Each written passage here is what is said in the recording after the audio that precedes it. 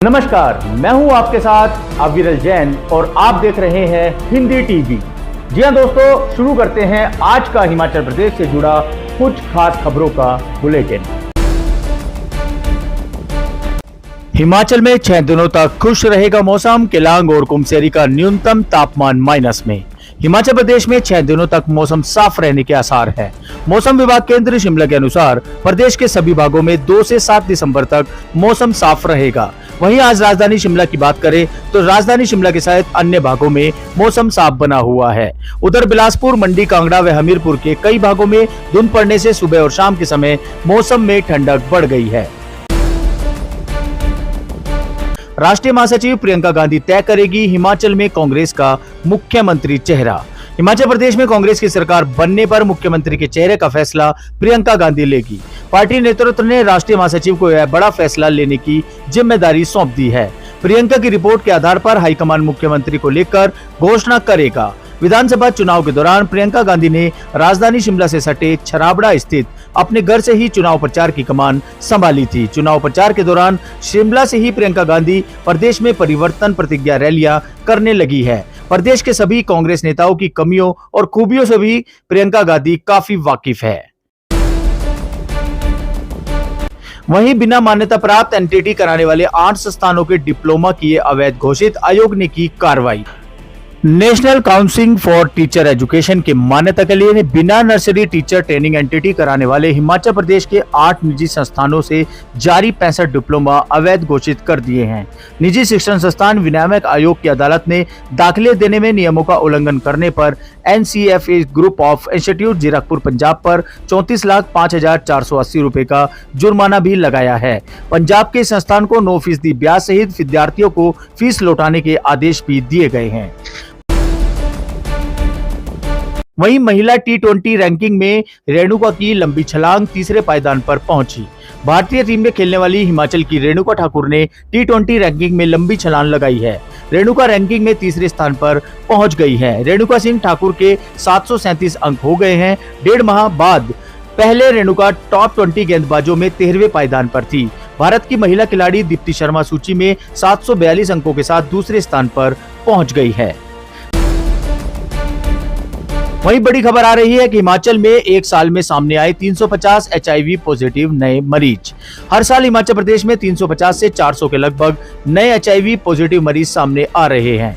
इस बार भी 350 HIV positive रोगी पंजीकृत किए गए हैं। इनमें चालक, इंस्टाविन ड्रग्स इस्तेमाल करने वाले नशेड़ी, यौन कर्मी, कुछ टीबी मरीज, कुछ गर्भवती महिलाएं, ट्रांसजेंडर आदि भी शामिल हैं। सबसे ज्यादा HIV पॉजिटिव एड्स रोगी कांगड़ा में 1360 हैं।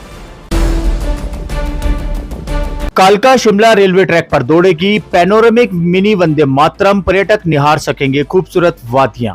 कालका शिमला नेरगोज रेल लाइन पर जल्द पैनोरेमिक पारदर्शी मिनी वंदे मातरम ट्रेन दौड़ेगी। इसके लिए रेलवे बोर्ड की ओर से कोर्स तैयार कर लिए गए हैं। पहले चरण में रेलवे बोर्ड की ओर से पैनोरेमिक शेल और लगेज बोगी को ट्रायल के लिए तैयार किया है। इसका ट्रायल रेलवे बोर्ड ने शुरू कर दिया है। बुधवार को खाली शेल का ट्रायल कालका से शिमला तक तय किया गया है। पहले पड़ाव में कालका से सोलन तक ट्रायल सफल रहा। दूसरे पड़ाव के ट्रायल की रिपोर्ट जल्द विभाग को सौंपेगा। वहीं HPU प्रशासन ने 3100 विद्यार्थियों के पेपर दोबारा जांच के लिए भेजे। BSc व BCom प्रथम वर्ष के परीक्षा परिणाम में 80% छात्रों के फेल होने के मामले में HPU प्रशासन ने विद्यार्थियों के पेपरों की दोबारा चेकिंग शुरू कर दी है। विद्यार्थियों के खराब परीक्षा परिणाम को लेकर HPU प्रशासन की ओर से गठित की गई कमेटी ने रैंडम सैंपलिंग के तौर विद्यार्थियों के पेपर लिए हैं। जांच कमेटी की ओर से 3100 विद्यार्थियों के पेपर दोबारा चेकिंग के लिए भेजे गए हैं। HPU प्रशासन द्वारा अब दोबारा से पेपरों की जांच करवाई जा रही है। एक प्रोफेसर को 40 से 50 पेपर चेकिंग के लिए दिए गए हैं। 1 जनवरी से खुल जाएगा कीरतपुर नेरचौक 4 लेन, 1 घंटा कम हो जाएगा सफर।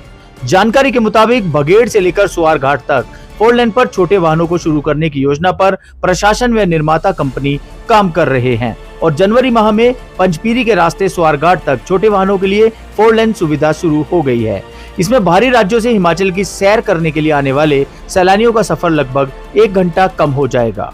योजना के तहत बिलासपुर से कीरतपुर की तरफ जाने वाले वाहनों को जबली से नोनी, मंडी भराड़ी पुल, जगात खाना, पंचपीरी के रास्ते सुआरघाट भेजा जाएगा। चुनाव ड्यूटी की मिलेगी डबल सैलरी, आयोग ने सभी जिलों के उपायुक्तों को किया जारी आदेश। चुनाव ड्यूटी में तैयार सभी नियमित व अनुबंध कर्मचारियों को डबल वेतन मिलेगा, जबकि आउटसोर्स व डिलीवरी कर्मचारियों को लमसम आधार पर भुगतान किया जाएगा। बुधवार को चुनाव आयोग के हिमाचल प्रदेश कार्यालय की ओर से सभी जिलों के डीसी को आदेश जारी कर दिए हैं। आयोग की ओर से जारी आदेशों में कहा गया है कि चुनाव प्रक्रिया समाप्त होने के बाद सभी कर्मचारी व अधिकारियों को तुरंत भुगतान किया जाए। वही बड़ी खबर है कि वापस नहीं होगी अधिकृत भूमि।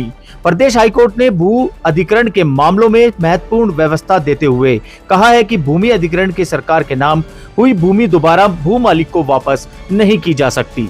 न्यायाधीश ज्योत्सना रिवाल दुआ ने स्थिति स्पष्ट करते हुए कहा है कि कानून में ऐसा कोई प्रावधान नहीं है कि सरकार अधिकृत भूमि वापस भू मालिक के नाम कर दे।